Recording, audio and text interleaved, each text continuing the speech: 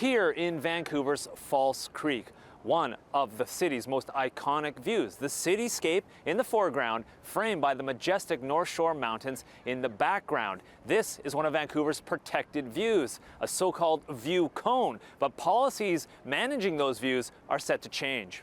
City councillors say it's time for a modernization so that view cones don't limit desperately needed housing development. This is really about balancing the need to protect and enhance the beautiful views and vistas in Vancouver, and this policy will do that. But it's also about unlocking housing opportunities on key sites, particularly on the Broadway corridor. Currently, there are 38 public views in Vancouver, which can be viewed from 18 different places. City staff recommend removing 14 viewpoints, amending another 11, which would reduce the view origin points by 2 to 16.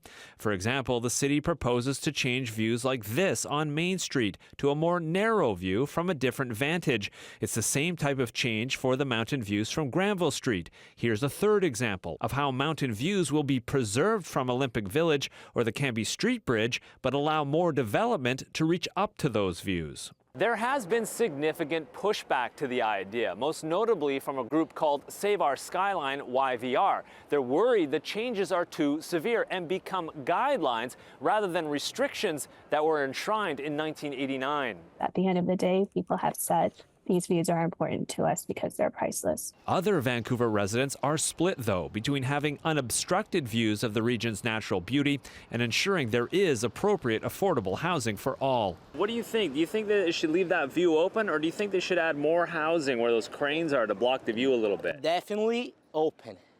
You have to approach the mountains view. It's incredible. You gotta allow housing for people. I mean, the city just keeps growing and growing. You gotta have housing for people. Especially if they don't go too high.